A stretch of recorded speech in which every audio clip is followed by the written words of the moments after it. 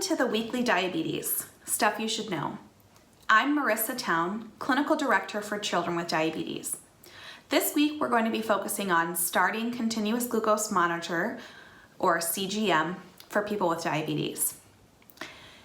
So for the past 10 years since continuous glucose monitors have been available to people to wear at home, healthcare providers and insurance companies have been concerned about starting people on these devices early in their diagnosis.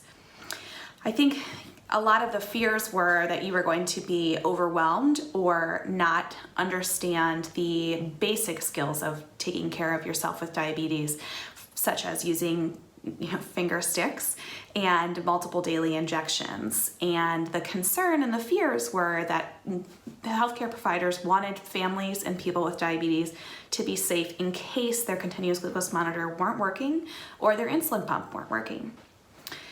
And according to the American Diabetes Association and their program on therapeutic inertia, there is actually a significant gap between what people with diabetes are willing to do to help lower their A1Cs and what healthcare professionals think we are willing to do to improve our outcomes.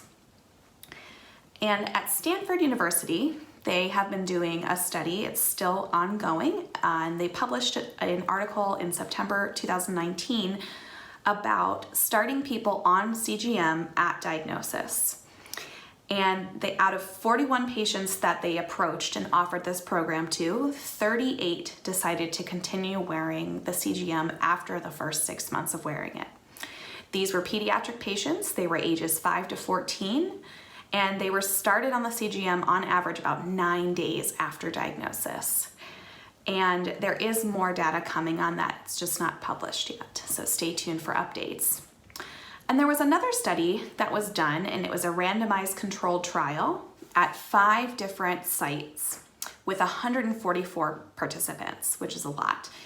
And what they did is they split them into groups, where one group would get started on the pump and the continuous glucose monitor at the same time, and another group was started on the pump first and then had to wait 6 months, then were started on the CGM. And they found 2 things. They found that people wore their CGM more and continued to wear it when they were started at the beginning.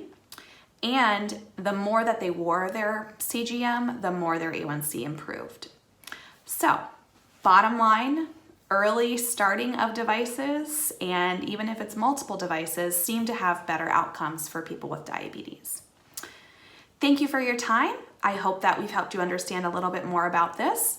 And I wanted to remind everybody about the upcoming Friends for Life Winter FFL, which is December 4th through 6th, 2020. It is virtual, it is free, and you can check more out at cwd.is/winter FFL. Stay healthy, take care, and see you next week.